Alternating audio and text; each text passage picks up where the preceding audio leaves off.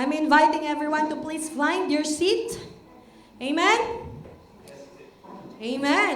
Ayan, palakpakan po muli natin ang Panginoon. Praise the Lord. Kamusta po ang lahat? Ayan, mabuting mabuti sa biyaya ng Panginoon. Amen? Amen. Dahil ang Diyos ay mabuti. Amen. Hallelujah. Binabati din po namin ang mga kasama namin sa FB Live. Thank you for joining us today. Patuloy po nating maranasan ang presensya ng Panginoon sa araw na ito. Amen. Amen. Ayan. So, muli, welcome po sa Lord of Lords Christian Ministry. Dito po, we honor God, we make disciples, and transform lives by the grace of one and only living God, our Lord Jesus Christ. Amen? Amen. Amen.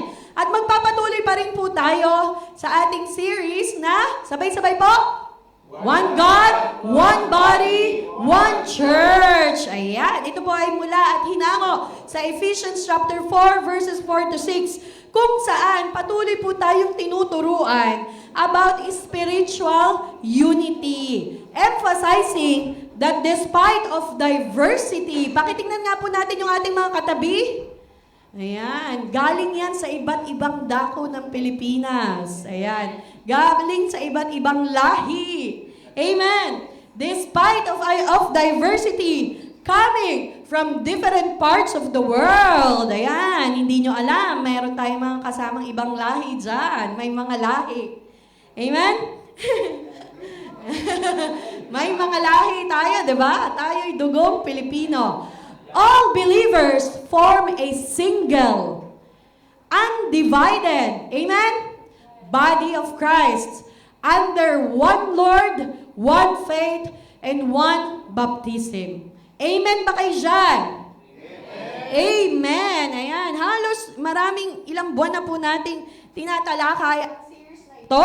And as we continue this series, tayo po ay nandito na sa pangalawa sa huli in this series. And I would like to ask you one question. Have you ever felt far from God? Not just emotionally, but spiritually? Ang tahimik. Naramdaman nyo na po ba na parang ang layo-layo nyo sa Diyos? Na para bang hindi mo nararamdaman ang Panginoon sa buhay mo. Ayan, di ba? Di ba mga... Ayan. Naranasan na po ba natin yon sa ating mga buhay? Even before we have known Jesus Christ, naranasan po ba natin yon? Amen. Ayan. Maraming pagkakataon sa buhay natin when we felt distant from God. Na para bang hindi tayo karapat-dapat humarap sa paanan ng Panginoon. Na para bang sinasabi natin kay Lord na, Lord, wait lang po. Di pa po ako ready. May pinagdadaanan pa po ako. Hinahanap ko pa ang sarili ko, Lord. Or inaayos ko pa ang sarili ko. Hindi po muna ako mag-church, Lord. Hindi po muna ako tatayo o magpapagamit sa harapan sa inyong gawain. Kasi may inaayos pa ako sa sarili ko. Noon, bago natin makilala ang ating Panginoong Jesus at ang biyaya niya sa bawat isa sa atin, ano po ang ginagawa natin para mapunta daw po tayo sa langit? Very good! Ano pa po? Gumawa ulit ng mabuti. Ayan. Ayan. Para mapunta tayo sa langit, bago natin nakilala ang ating Panginoong Jesus at ang biyaya at buhay na ibinigay niya sa krus ng Kalbaryo, kailangan natin gumawa ng mabuti, di ba? Para pogi points tayo sa langit. Amen? Good works, religion, self-improvement, and traditions. I'm not saying these are bad. Mas magpapabuting bagay yun, di ba? Gumawa ng mabuti, hindi naman masama yun, di ba? What I'm trying to say is that when doing that, what was your intention? Ano ang intention mo nung ginagawa yon? Is it because you want to gain points in heaven? Or is it because you have known Jesus and these are the fruits of your salvation? Before we do those things para mapalapit tayo sa Diyos, para madagdagan ang points natin sa langit, para maligtas ako, para mabawasan ang kasalanan ko. 'Di ba? Pupunta tayo magsisimba tayo para mabawasan ang kasalanan ko. Di ba? Dati uso yun, birthday lang magsisimba. Taon-taon lang magsisimba para mabawasan ang kasalanan. Ayan. At Pasko, syempre. Ayan. Pero, may good news. Amen? Alam niyo na ang good news. Because salvation is free. Amen? Salvation is a gift from God through Jesus Christ. Sure ba kayo dyan? Amen! Amen! Kaya ngayon, ginagawa natin ang mga bagay na yan bilang fruit of our salvation. As a fruit of our acceptance of Jesus Christ. Dahil alam mo, ligtas ka na. Amen? Amen. Sa pagkamatay ni Jesus sa krus ng Kalbaryo at pagkabuhay namang muli, nagagalak tayong gumawa ng mabuti. Nagagalak tayong baguhin ang ating mga sarili. Ano pa ba yung kailangan kong baguhin para bukas? Mas more Christ-like na ako. Para sa susunod na araw, mas more Christ-like na ako. One day at a time. One step at a time. Hindi pwedeng isang leap agad. Because we are being changed from glory to glory. And today, when you look back, tingnan mo yung sarili. 5 years ago, 10 years ago, ano yung mga bagay na hindi mo kayang pigilan, pero ngayon napipigilan mo na dahil sa biyaya at pag-ibig ng Diyos na naranasan mo. No? Napipigilan mo ng basta-basta magalit? Napipigilan mo na napipigilan mo ng magmarites. Ayan, napipigilan mo ng mainis.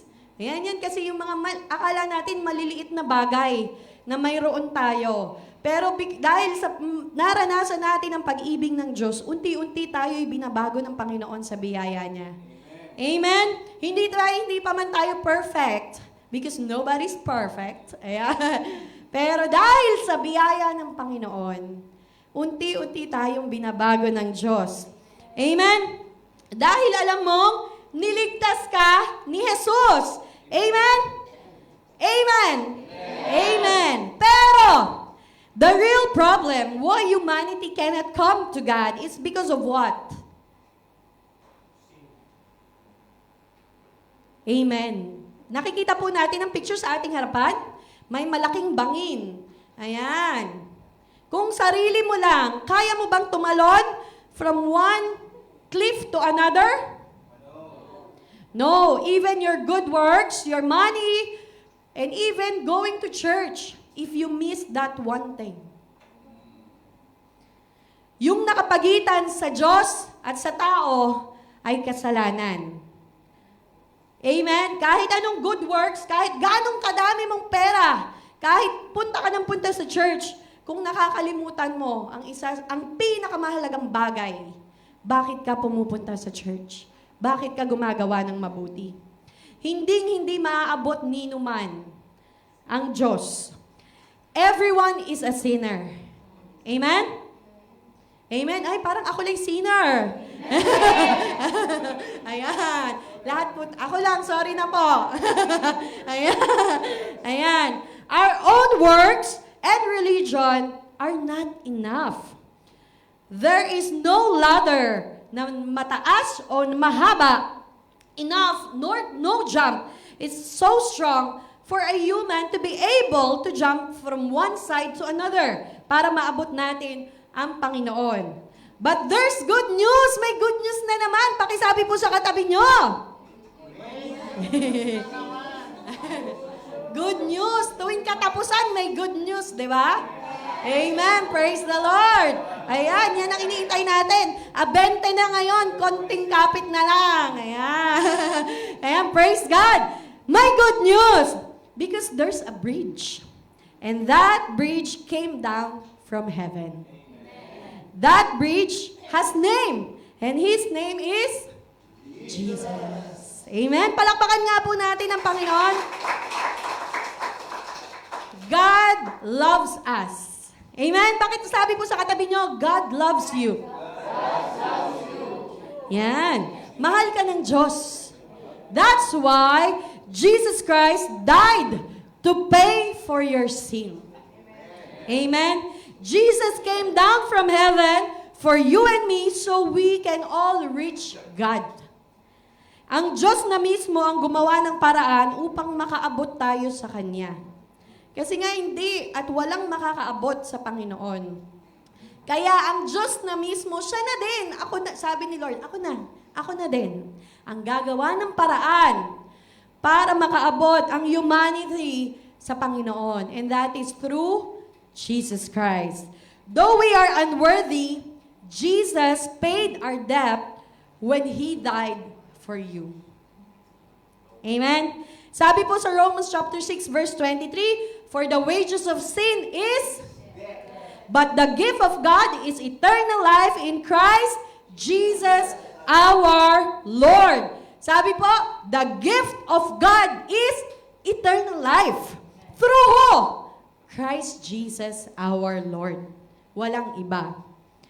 This is a gift Christ paid for when He died at the cross. He died for our sins. Through His death and resurrection, wag po nating kalilimutan ang resurrection. Jesus became the payment for our sins.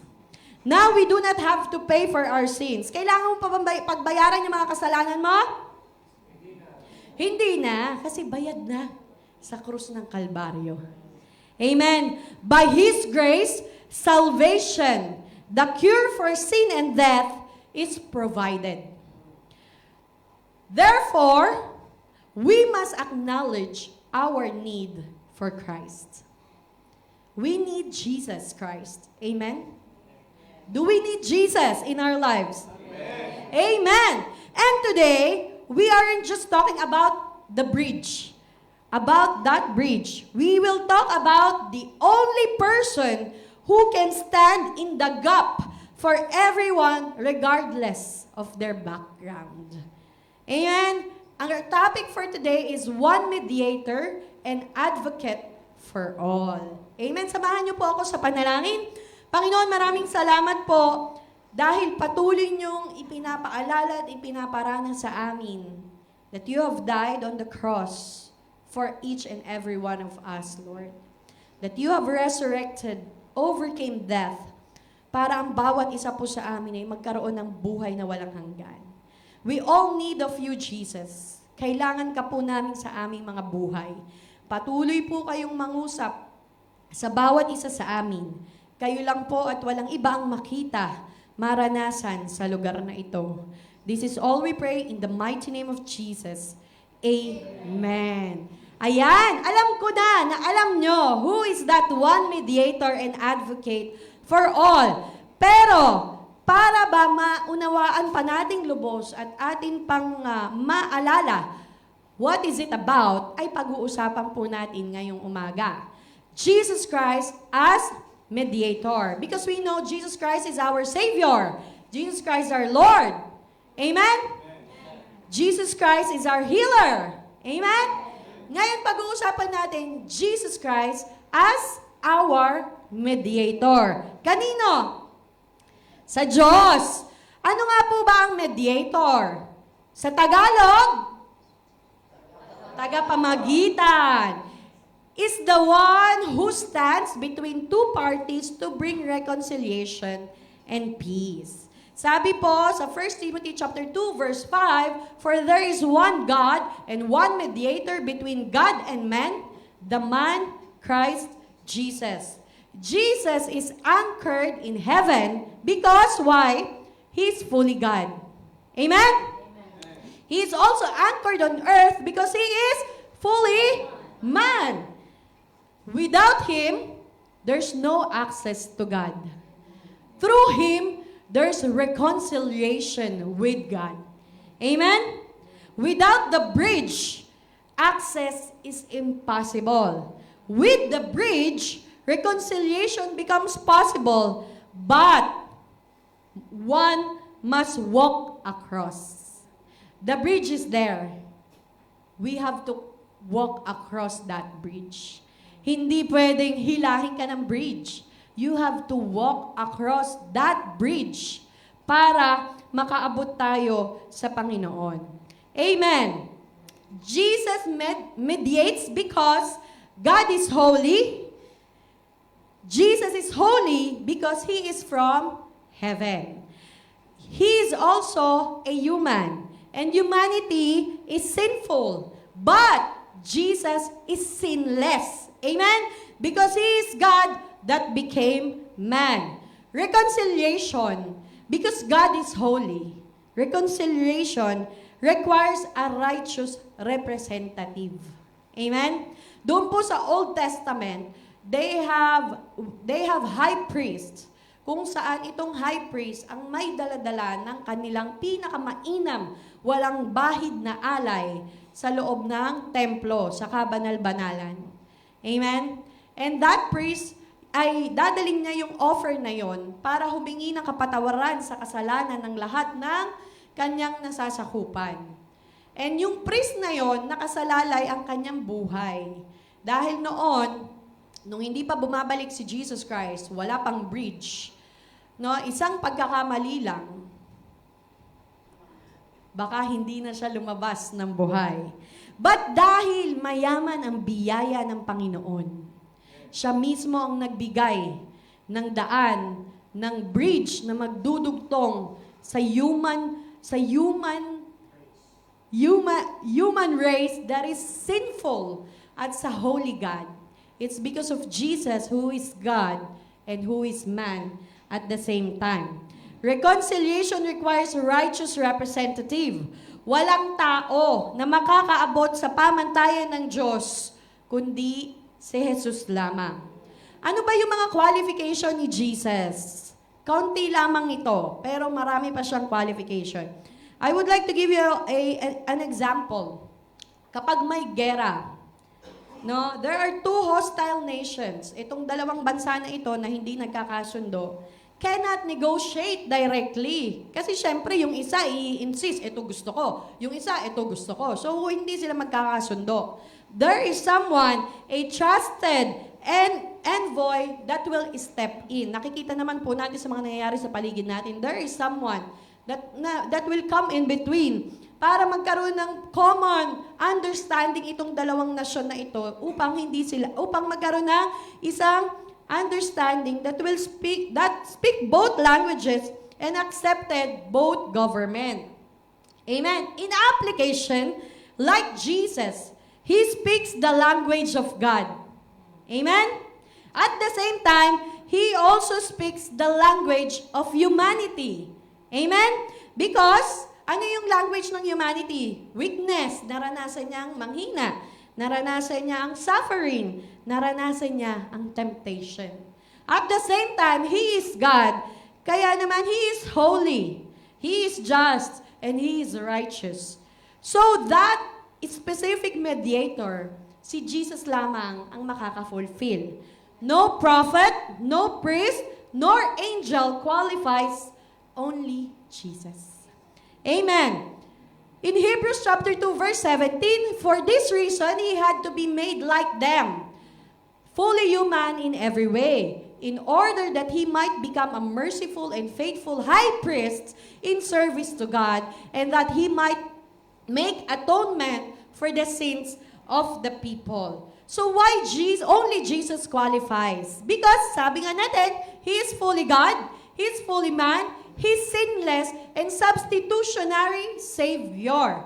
Fully God, only God can represent God perfectly. Walang iba. Fully man, only human can represent humanity. Kamukha po ng mga ambassadors natin, Ambassador of the Philippines in Qatar. He is representing the Filipino community in this country. Amen? And dapat, Pilipino siya. Ganon din si Jesus. He is representing both sides, fully God and fully man. He is also sinless. A flawed sacrifice cannot save sinners. Even in the Old Testament, ang gusto ng Diyos ay yung walang bahid, walang kapintasang alay. And in this, when Jesus came, si Jesus yon dahil wala siyang kasalanan. Sabi po sa Hebrews chapter 4, verse 15, "For we do not have a high priest who is unable to empathize with our weaknesses, but we have one who has been tempted in every way, just as we are. Yet," ano po sabi? "He did not sin." Si Jesus lang yon. Amen. And He is also a substitutionary Savior. Ano pong ibig sabihin nun? Jesus Christ died on the cross not for His own sins, but as a substitute for humanity. Our sins are placed on Him. In Isaiah chapter 53 verse 6, it says, "We all, like sheep, have gone astray. Each of us has turned to our own way, and the Lord has laid on Him the iniquity of us all." Lahat ay ibinigay sa Kanya. Amen. I was actually reading the book of Matthew nitong mga nagdaang linggo. And Jesus Christ, nung nandun ako sa gawi nang siya ay nananalangin sa Garden of... Yes, very good. May exercise yan si ate mamaya. Sa Garden of Gethsemane, ayan. Grabe yung sorrow na kanyang nararamdaman. Because he know what he will be facing. Alam niya yung sakit na pagdadaanan niya. Alam niya yung kahihiyan na haharapin niya. Alam niya yung pag-aalipusta na gagawin sa kanya sa mga susunod na araw. Sabi niya sa Panginoon, "If you can remove this cup from me, but not my will, but your will be done." Amen. Ganun po tayo kamahal ng Panginoon. Ganun po, inalay ng Diyos yung kanyang buhay. No, dun sa nabasa ko, talaga naman din in-explain what is scourge. Scourge. No, yung anong tawag doon? Paglatigo, na yung dulo ng latigo ay may parang bilog na may tusok-tusok. At kapag tumama sa iyo yon, pag-angat, may kasamang laman. Imagine, kung iisipin natin, hindi natin kaya isipin. Pero lahat ng hirap, lahat ng sakit, tinanggap lahat ng Panginoon. Just for you and me. Para sa bawat isa sa atin. Amen? Dinuraan siya, inalipusta siya, hinubaran siya, nilagyan siya ng krus, ng tinik. Ng tinik na korona, no? Na bumaon sa ulo niya. Lahat, alam niyo ni Jesus when He was praying on the garden. Kaya nga parang, ayoko na. Pero not my will, my God, your will. Ganun po tayo kamahal ng Panginoon. Amen. And I would like to share that beautiful story of Jesus, of saving each and every one of us. Amen. Para po sa paglakad natin sa buhay na ito, there will be a lot of challenges. Maraming stumble blocks. Marami tayong makakaharap. Nasusubok sa ating pagkatao.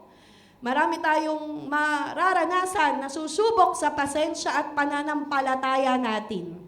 Let us always go back. Sabi ng awitin ng Bible School ni Pastor Anthony Marzan. Let us go back to the basic of life. Sino ang nagligtas sa iyo? Ano ang buhay mo pagkatapos ng buhay na ito? Yes, mahirap. Pero when you run the race, when you run this life's marathon, no? Yung marathon, kanya-kanya tayo ng pace. Pero pace, P, with a P, sorry. P-A-C-E. Yan, kanya-kanya tayo ng pace. Pero ang goal natin is to reach that finish line. At sasalubong sa atin doon si Lord, "Well done, my good and faithful servant." Gusto ba natin yon? Amen! Ganun tayo kamahal ng Diyos. Tinanggap niyang lahat ng pasakit na sana ay para sa atin. Para ang bawat isa sa atin ay magkaroon ng buhay na walang hanggan. Na hindi tayo mailaglag doon sa nag-aapoy na damdami, nag-aapoy, na asupre, na napakainit. Amen? Amen. So Jesus Christ died on the cross not for His own sins, but as a substitute for humanity. Amen. Hebrews chapter 9, verse 15. And sabi po dyan, for this reason, Christ is the mediator of a new covenant, that those who are called may receive the promised eternal inheritance, now that He has died as a ransom to set them free from the sins committed under the first covenant. So marami tayong mga kasalanan na magagawa, but Jesus Christ died for all of that. Amen. Ano bang ginagawa ng mediation? What the mediator is actually doing? Example again, may isang lalaki, nakaharap siya sa judge kasi malaki yung utang niya. Pero yung judge, he cannot just dismiss the debt because he is just.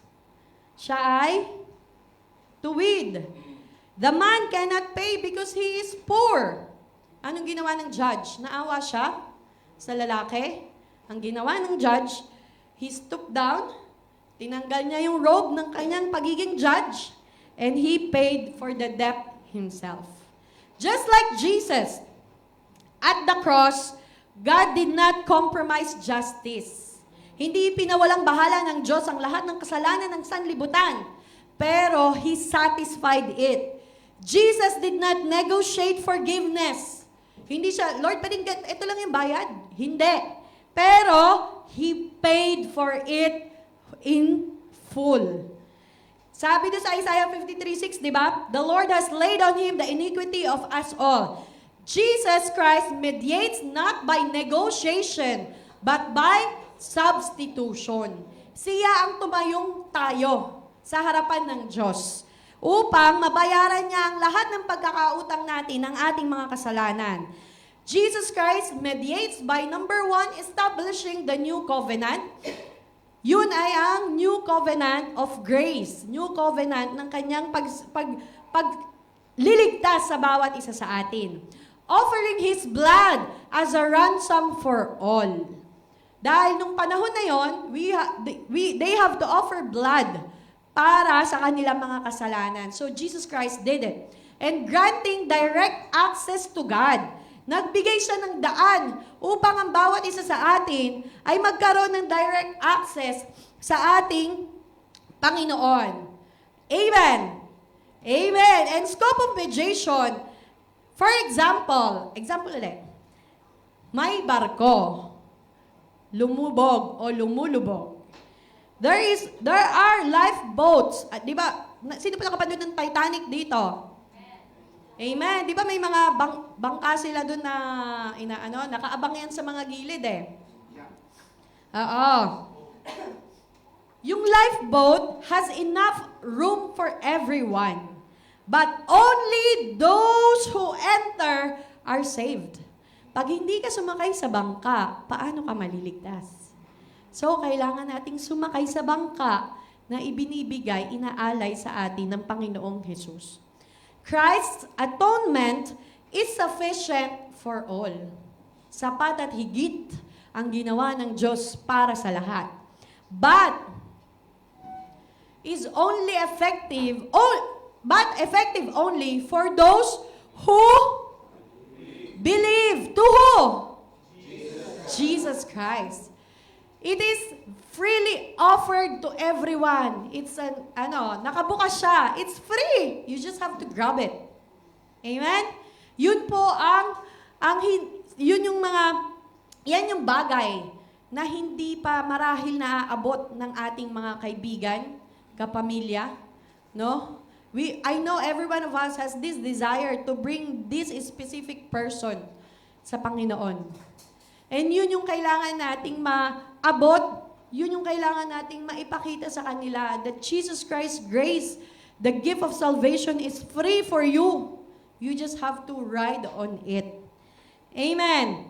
So in 1 Timothy verse 2:6, ang sabi po doon, who gave himself as a ransom for all people, this has now been witnessed to at the proper time.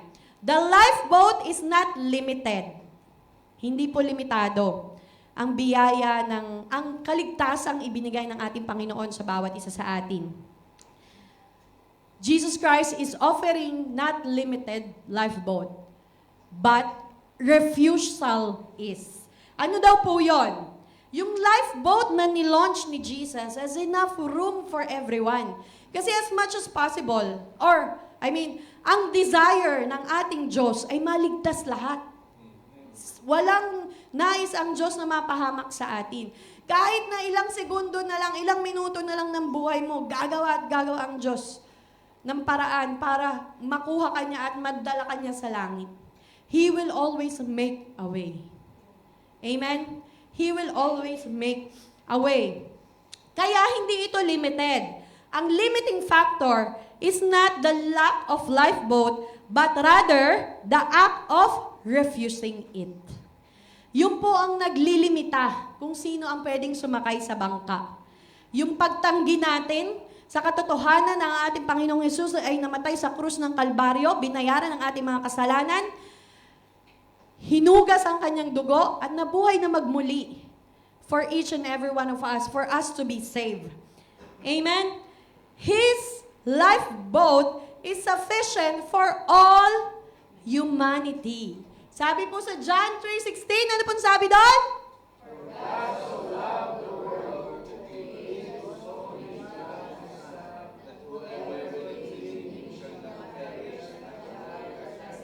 Amen!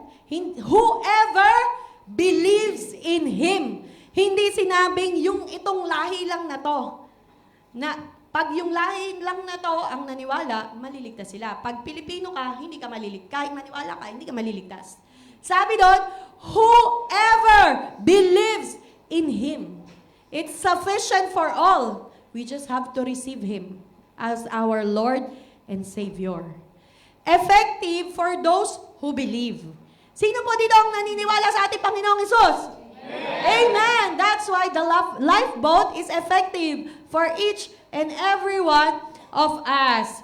That's why we are called children of God.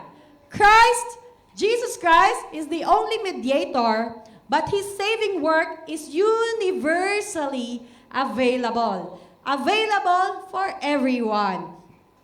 He cannot be removed from the office.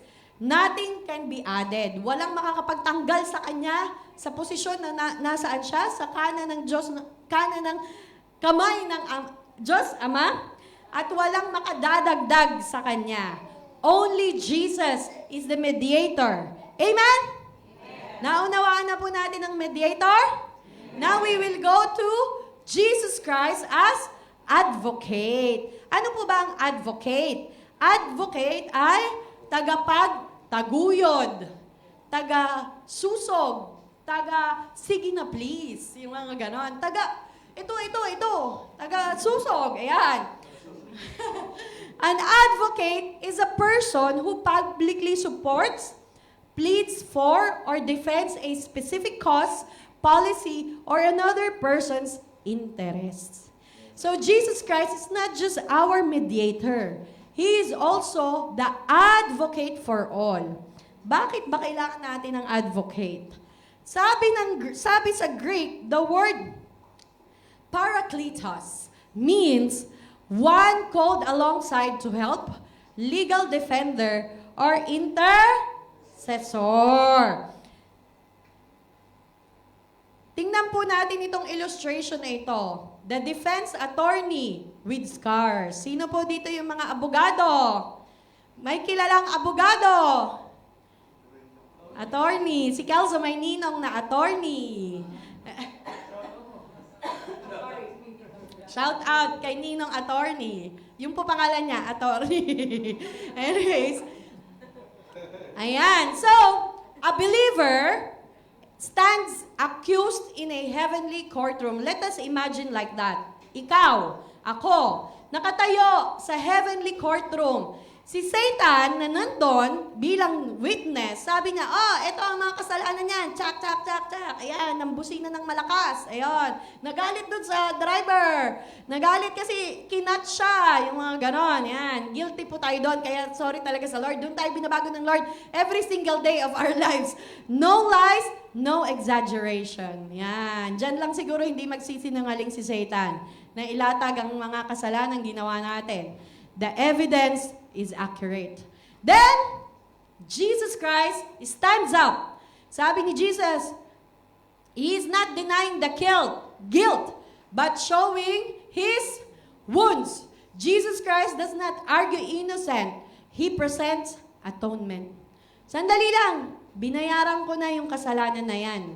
Sandali lang, ako na ang tumayo bilang kasalanan ng tao na yan. Dahil tinanggap niya ako sa kanyang buhay.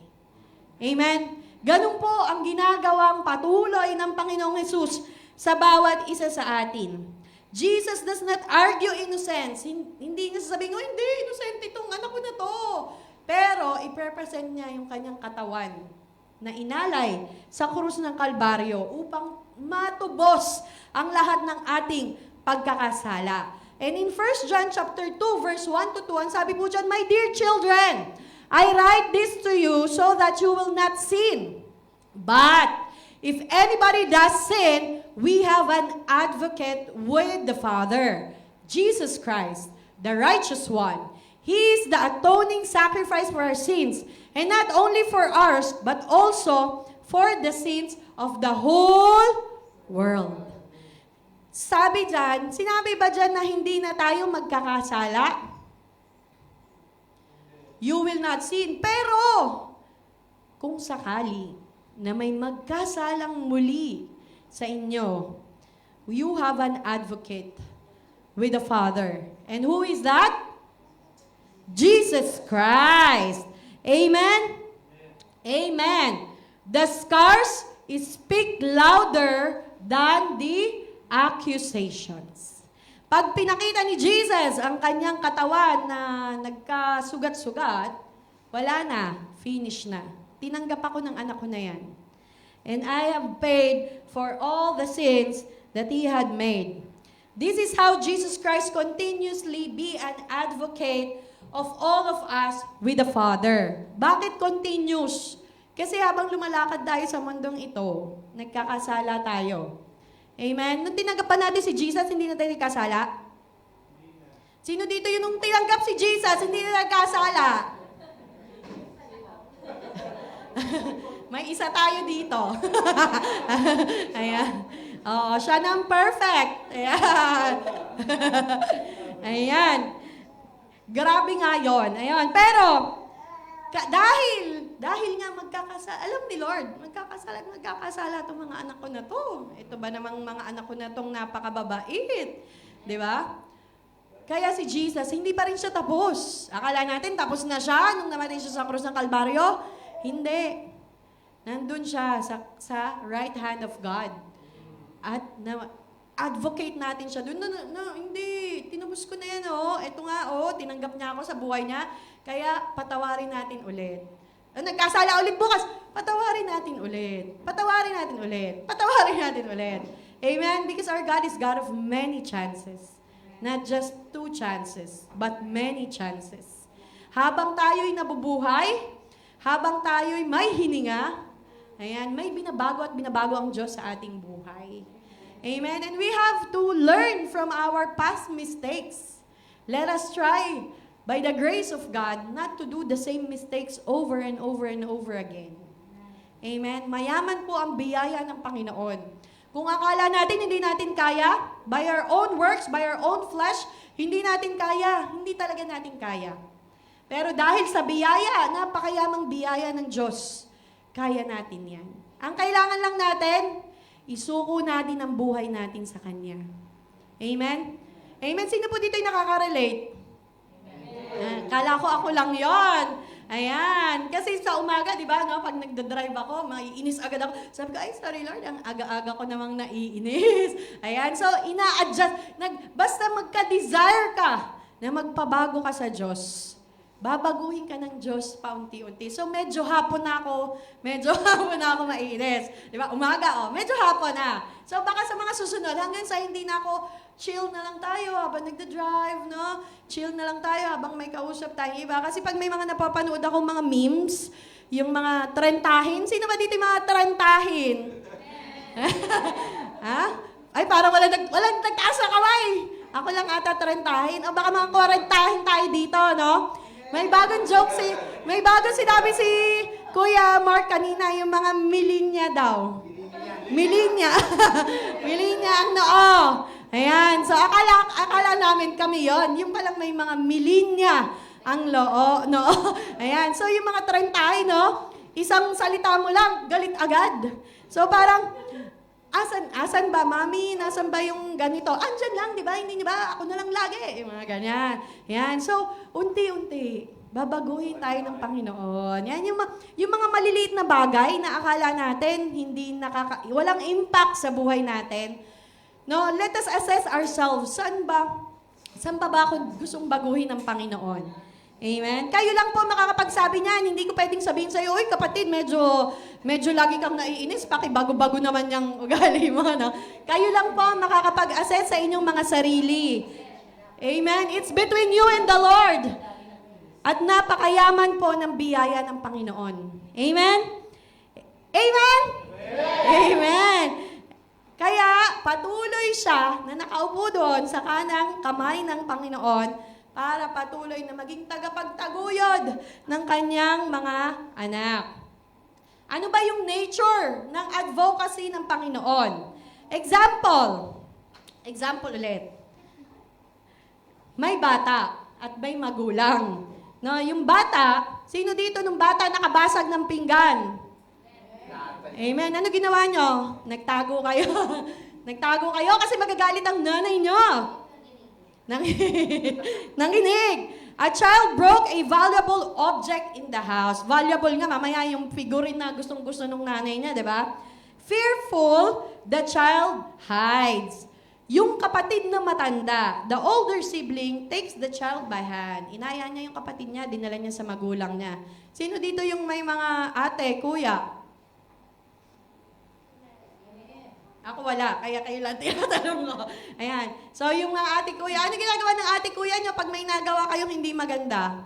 Susumbong kayo sa nanay nyo. Ha? Nay, siya nakabasag nung Ayun, may mga ganong ate. Pero itong sasabihin ko, sabi dito, the older sibling, dinala niya yung kapatid niya sa harapan ng magulang niya. At sabi niya, I will take responsibility. Ako na lang ang paluin mo, Nay. This is not a judge to criminal moment. That is family restoration moment. The Lord Jesus wants us restored. Nais ng Panginoon na malaman mo na bagamat marami kang ginawa sa buhay mo, no, nung kabataan mo, nung panahon mo kahapon, gano'n, gustong malaman mo, gusto ng Lord na malaman mo na tinubos niya ng lahat ng yon, lahat ng kasalanan mo. Ang nais niya lang ay tanggapin mo siya sa iyong buhay. And the restoration coming from God will be freely given to you. Amen? In Hebrews chapter 7 verse 25, therefore, He is able to save completely those who come to God through Him, through Lord Jesus Christ. Because He always lives to intercede for them. Laging nandun si Jesus interceding for each and every one of us. Christ's advocacy restores fellowship, not resalvation. Hindi siya nandoon para muli kang iligtas. You're already saved. Ang kailangan mo lang, tanggapin mo yung ginawa niya sa krus ng Kalbaryo. Nandun siya to restore that relationship between you and the Father. Amen? Many believers think Jesus only saved them in the past. But the scripture said, He is interceding right now. Amen? Yung nabasa natin from Hebrews chapter 7 verse 25. Jesus' advocacy is ongoing, tuloy-tuloy, hindi siya namamahinga. Hindi tumitigil Hindi tumigil ang ating Panginoong Hesus nung namatay siya sa krus ng Kalbaryo, kundi patuloy siya sa tabi ng Ama at patuloy na sinasabi na hindi, tinubos ko na yan. Patawarin natin ulit. It's ongoing. It's based on His finished work. Amen? At huli ay is righteous and effective. There's no one like Jesus. He is the righteous one. That's why His works are effective atoning sacrifice for our sins. Amen? Sino ba ang nagbebenepisyo ng kanyang advocacy? Sino? Believers. Again, believers who struggle, believers who fall, believers who feel unworthy. Amen? Believers. So, kailangan nating tanggapin si Jesus and let us spread that good news to people. Okay, ano po itong nakikita natin sa ating harapan?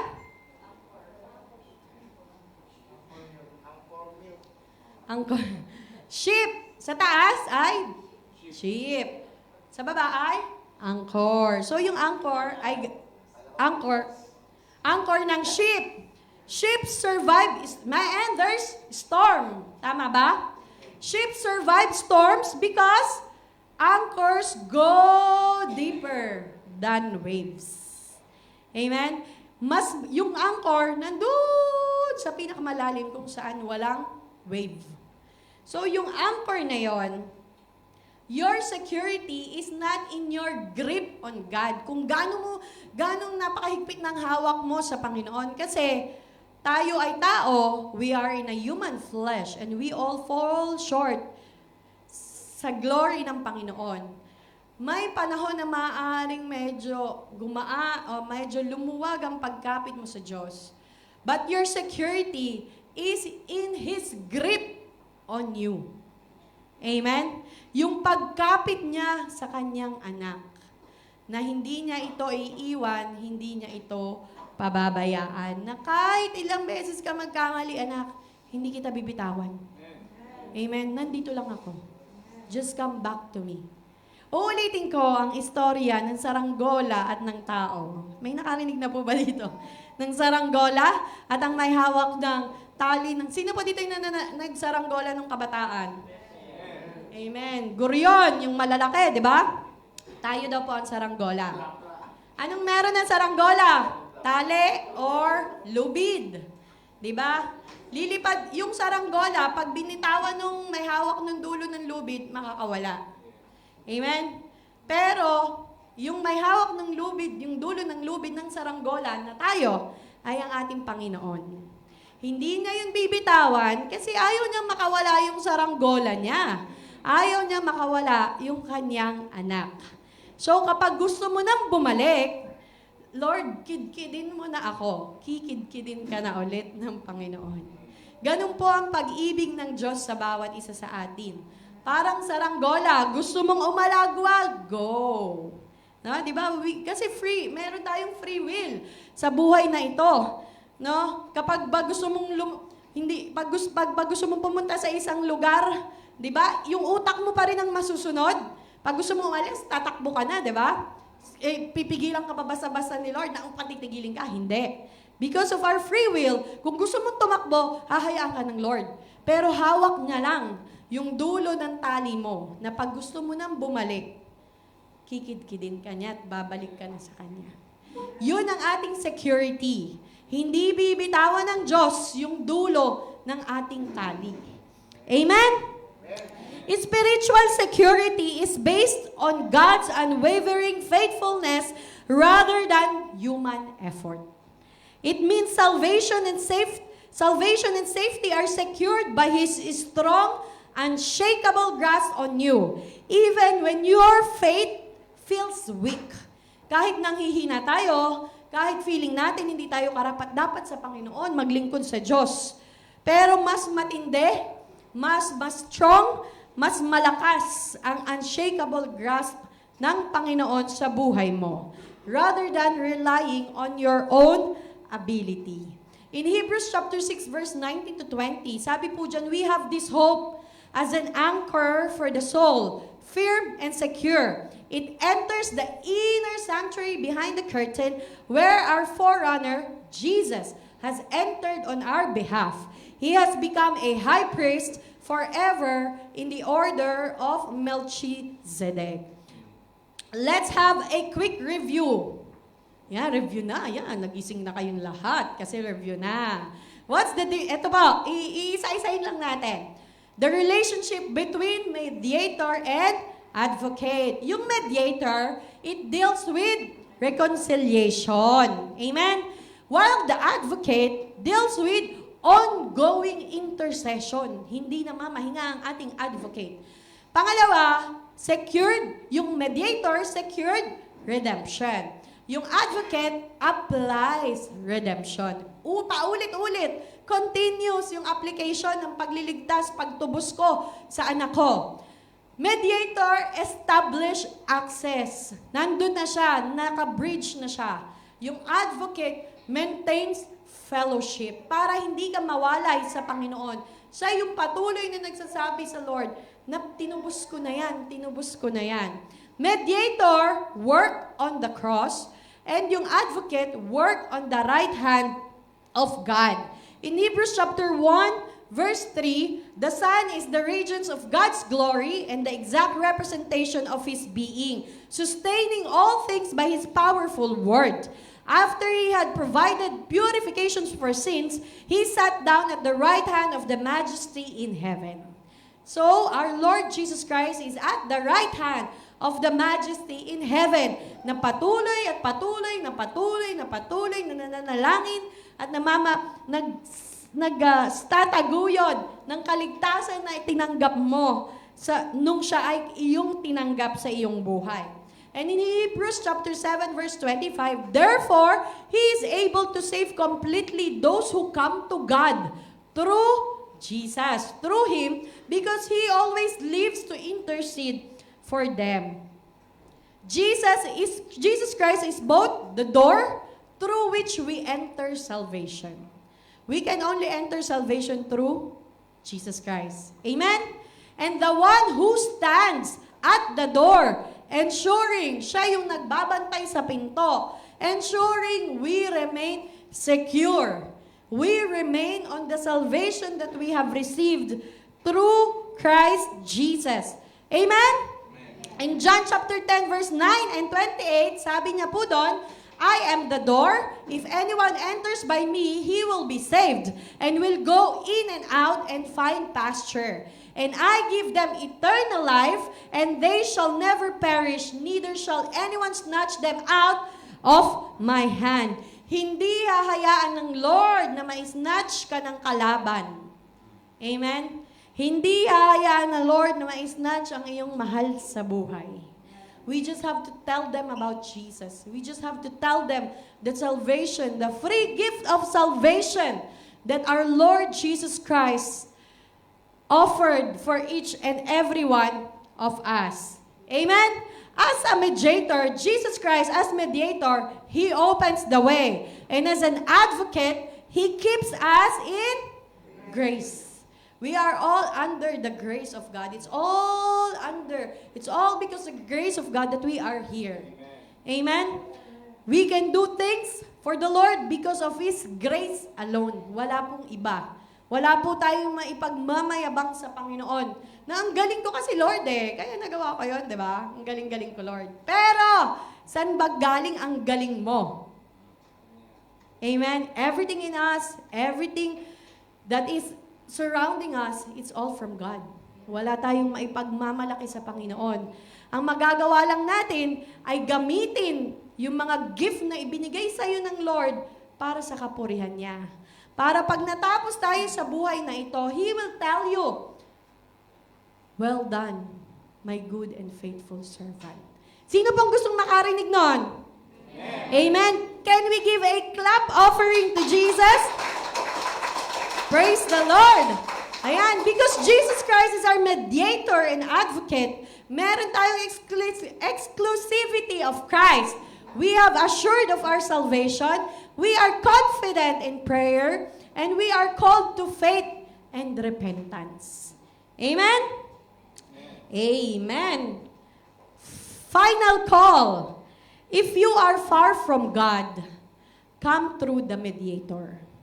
If you are struggling as a believer, rest in your advocate. Sino yon? Jesus. If you are unsure kung saan ka dyan, trust Christ today. I'm inviting you to trust God today. Jesus Christ opened the way to God as our mediator and keeps us secure before God as our advocate. Amen? So mga kapatid, if you feel far from God or hindi mo pa siya nakikilala, hindi mo pa siya tinatanggap na nag-iisang Diyos at tagapagligtas ng iyong buhay, I am inviting you to come through the mediator, and that is our Lord Jesus Christ. And if you are struggling as a believer, let us rest in our advocate, and that is our Lord Jesus Christ. And if you have a lot of anxiety, uncertainty in this life, we are inviting you to trust Christ today. Amen? Let us give the best clap offering to Jesus. Praise the Lord. Amen. And let us end our today's message with a prayer. Kaya po tayo pong yumuko. And ariin niyo pong inyo ang mga panalangin aking bibigkasin. Father God, thank you for this very day that you have made for each and every one of us to hear your words. We know this is not an accident to hear these words today.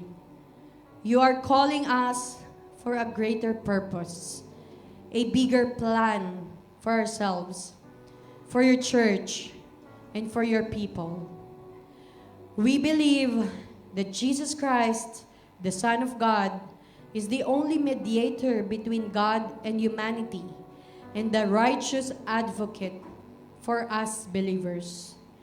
Through His once and for all incarnation, atoning death, resurrection, and continual intercession, He reconciles us, sinners, to God and preserves us in grace, offering salvation that is sufficient for all and effective for those who believe.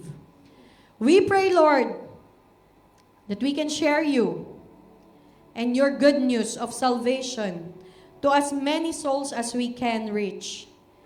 Teach us your ways and give us a heart that is full of compassion to people na hindi pa nakakakilala, nakakaunawa ng katotohanan. The truth that will set them free from bondage, from debts, from sins of this world. Give our hearts burden to spread the good news of salvation in the places that you have planted us in. May it be in our home, may it be in our workplaces, may it be everywhere that you have put us, Lord. Also in this church. You can see, Father, the heart of each and every one in this place. I know, Lord, that they want to surrender their lives to you. That they have this desire to serve you, to know you. Lord, please continue to give us vision of your desires, plans for each and every one of us, of what you want us to do in this life. Ikaw, kapatid, na nandirito o nanunood sa mga oras na ito, and you would like to accept Jesus, you want to know more of Him, you want to call Him your Lord and Savior, let us pray. Father God, I love you. I believe in you. I need you. I'm sorry for all my sins. Sorry about the way I have lived. Sorry for shutting you out. I want you in my life. I surrender. I yield. I receive Jesus as my Savior and my Lord. I believe He died for me. He rose from the dead. He's alive today. Come into me. Come into me. Come into me. Take me just the way I am, Lord. Ako po ay makasalanan. Ako po ay hindi karapat-dapat. But I'm lifting up everything in your mighty hand, in your loving hand, in your grace, Jesus. Now make me everything you want me to be. I believe I am saved and will be with you for all eternity. Brothers and sisters, I would like to invite anyone in this place to raise up your hand. If you would like to experience more of Jesus in your life, if you want to recommit your life to Jesus, if you think ay napabayaan mo yung relasyon mo sa Panginoon, can we recommit our lives to Jesus at this very moment? If you are desiring to know Him, if you're desiring to serve Him, can we pray for Him? Can we pray together? And as our eyes are closed, can you lift up your hand? It's between you and God at this very moment. It is between you and Jesus at this very moment. He died for you and He loves you so much na ayaw niyang mapahama ka pang muli. Ayaw niyang mapahama ka sampu ng iyong mga mahal sa buhay. And Jesus, nakikita niyo po ang mga kamay na ito. Lord, we surrender every weakness we have.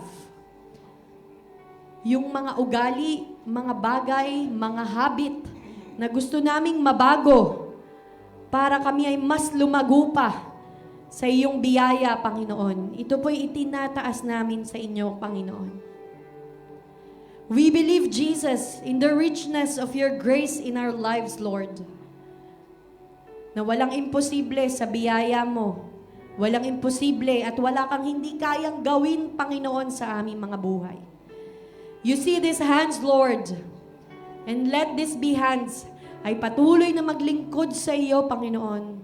Show them your vision. Show them your purpose in them, why they are here, why they are breathing, why they are here in this life, Lord. Show them, Panginoon, your goodness and your faithfulness, Lord.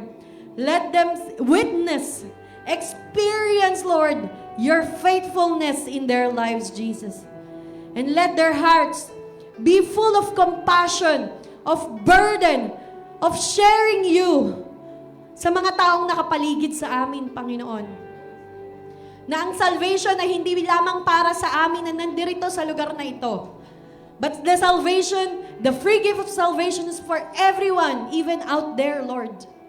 Let our hearts be full of compassion, of burden, to reach those people, O God. And all of this, Lord, ay magagawa lamang namin sa tulong mo at sa biyaya mo sa aming mga buhay. We recommit to you our lives, Lord. We surrender in your will in our lives, Jesus. Teach us na patuloy naming malakaran ang daan na inihanda nyo para sa amin.